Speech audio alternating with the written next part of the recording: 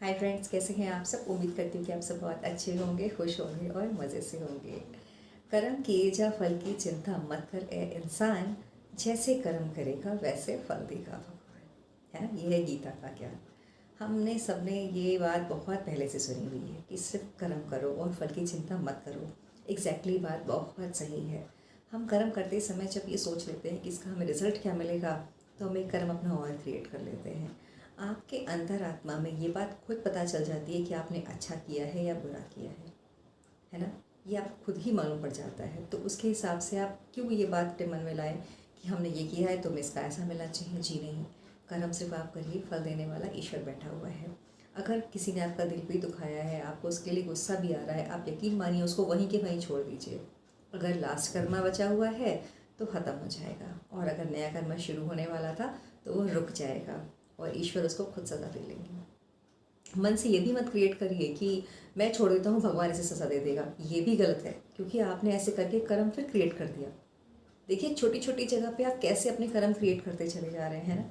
तो आपको मन में ऐसा भी कोई थॉट नहीं लेके आना है, आप बस उसे छोड़ दीजिए, सिर्फ छोड़ दीजिए। बाकी सब ईश्वर देख लेगा। कई बार हम ऐसे कर्म कर जाते हैं कि हमारे मन में गिल्ट की भावना आ जाती है। प्लीज़ इस गिल्ट को रिलीज़ करिए। जो भी आपके मन में बातें आती हैं, जो भी स्ट्रेस आप ले लेते हैं, उसको भी रिलीज़ करिए। क्योंकि जब फिर आप सोल दोबारा जन्म लेगी तो वो गिल्ट की भावना के साथ जन्म लेगी। फिर वो ऐसे ही कर्म करती रहेगी। ऐसे कर्म करते रहने से उसकी आत्मा बहुत भारी हो जाएगी। फिर उसे कैसे मुक्ति मिलेगी बताइए, कैसे मिलेगी। मैं तो कहती हूँ कि स्पिरिचुअलिटी को एक कोर्स की तरह आ जाना चाहिए। शायद आने वाले टाइम पे ये आ भी जाए। अगर हमें ये ज्ञान होगा और अपने बच्चों को भी हमें ज्ञान दे पाएंगे तो कितना अच्छा होगा। इसे कोर्स की तरह स्टार्ट करना चाहिए ताकि लोगों को ये मालूम पड़ सके, इस चीज़ को लोग जान सकें, समझ सकें। आजकल लोग इनसे सब बिल्कुल अज्ञान है, किसी को पता ही नहीं होता। जब कोई ऐसी बातें करता है तो हम कहते हैं अरे छोड़ो, चलेगा, हम बाद में देख लेंगे क्या होता है ना। फिर बाद में ही तो वो टाइम आता है जब हमारे पास करने के लिए कुछ भी नहीं हो जाता। आज मैं आपको बताने जा रही हूँ कि हम जो काम आज कर रहे हैं वो क्या है।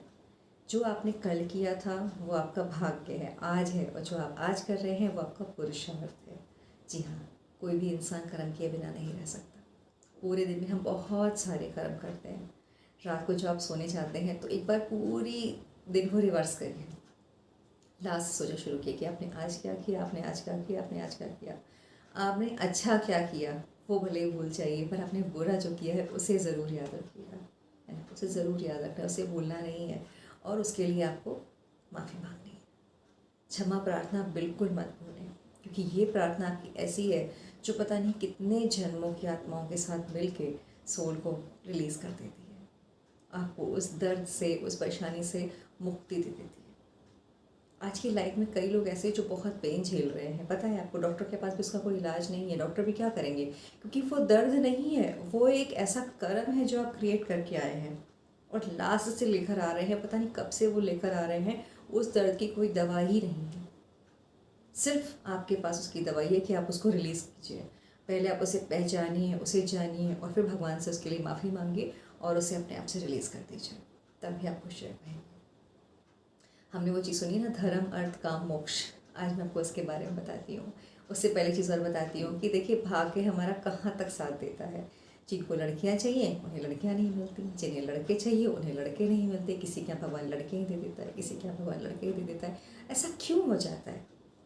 क्या ये हमारे हाथ में है? नहीं।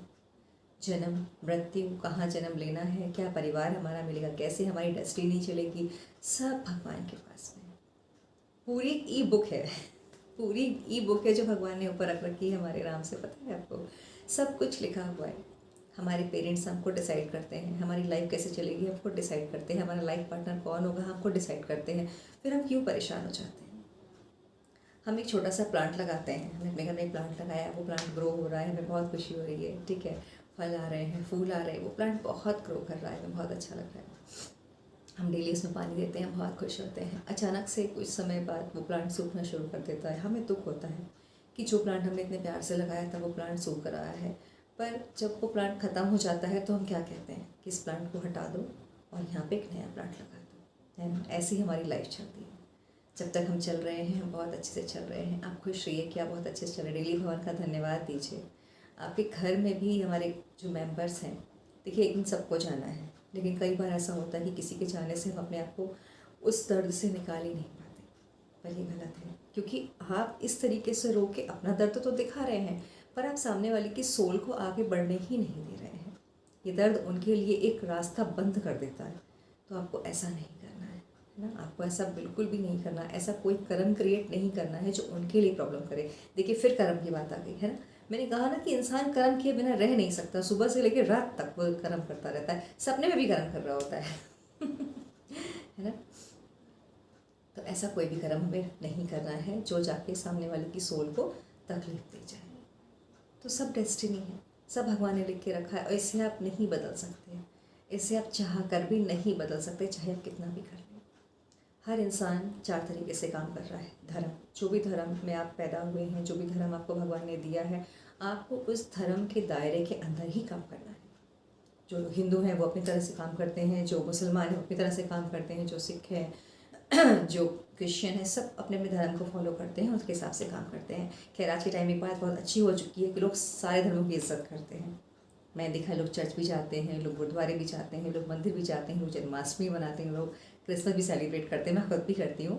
तो ये चीज़ बहुत अच्छी है कि आप हर धर्म की इज्जत करते हैं, कम से कम सबकी नहीं तो अपने धर्म की इज्जत तो ज़रूर कर लीजिए।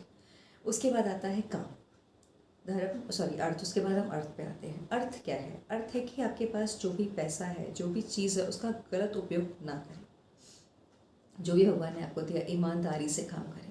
और आजकल ऐसा होता नहीं है, लोग थोड़ा बहुत तो खरीद लेते हैं, लेकिन प्लीज़ ऐसा मत करिए। अगर आप कर भी रहे हैं तो उसका थोड़ा सा पार्ट डोनेट कर दीजिए, वो आपका अच्छा कर्म हो जाएगा। कहते हैं ना कि काम गलत हो पर इंटेंशन सही होनी चाहिए, लेकिन अगर इंटेंशन गलत हो और काम सही हो तो भगवान भी उसमें कुछ नहीं कर सकते। ठीक है, अब हम आते हैं काम पे। काम क्या है कि आपको जितना भी आपकी इच्छाएं हैं उनको पूरा करने के लिए आपको काम करना पड़ता है ना। वो काम है कि वो आपको करना ही करना है। दैनिक की चीज़ें हैं, बहुत सारी चीज़ें जिनको आपको पाना है, तो इच्छा बढ़ती रहती है लाइक दैट, तो वो आपको काम है। और जब आप इन सब से अलग हट जाते हैं तब आप भगवान के रास्ते पे आते हैं। तो इच्छा जो आपकी आती है उनको ज़रूर पूरी करिए, क्योंकि दुनियादारी है, यहाँ आपको निभाना है और ये तो चलना ही चलना है, ऐसे तो आप रोक भी नहीं सकते, आपको पूरा करना ही करना है। जीवन यापन करने के लिए आपको काम करना ही करना है।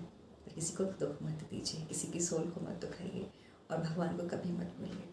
हम भगवान को अच्छे वक्त में तो याद नहीं करते, बुरे वक्त में उनको याद करते रहते हैं। ज़रा सा काम बिगड़ जाए, भगवान तुम्हारा क्या बिगाड़ा है, हमने बुरी दुनिया में तुम्हें हम ही मिले हैं, जब देखो तब मेरा ही काम रुक जाता है। ऐसा नहीं है, हम सब भगवान के बच्चे हैं और अपने बच्चों को भगवान कभी दुख नहीं देता। क्या हम अपने बच्चों को दुख देते हैं? अब एक देखिए, बहुत अमीर घर में बच्चे ने जन्म लिया है, उसके पास सब कुछ है, उसके माँ बाप ने सब कुछ दे रखा है, गाड़ी है, बंगला है, सिक्योरिटी है, खाने के लिए अच्छे से अच्छा है, पर वो बच्चा पढ़ नहीं पा रहा। अब क्या पैसा काम आएगा यहाँ पे? नहीं काम आएगा। क्या कर सकते हैं आप बताइए? आपने उसको ट्यूशन लगवा के दे दी, सब कुछ करके दे दिया, अब बच्चा नहीं पढ़ रहा है क्योंकि उसके भाग्य में विद्या का सुख नहीं लिखा हुआ, उसने विद्या को नहीं समझा। तो इस जन्म में भगवान ने उसे दिखा दिया कि देखो विद्या कितनी ज़रूरी होती है। हम जिन जिन कर्मों को छोड़ कर आए हैं, जिन जिन कर्मों में हमने सही से काम नहीं किया, जो भगवान ने हमें दिया था, वो हमें रिजल्ट दिखा देते हैं कि देखो कि मैंने तुम्हें सब कुछ दिया था और तुमने क्या किया। अब इस चीज़ को पहचानो और अब जागो। जब इंसान जाग जाता है तब वो मोक्ष की तरफ बढ़ता है। मोक्ष क्या है?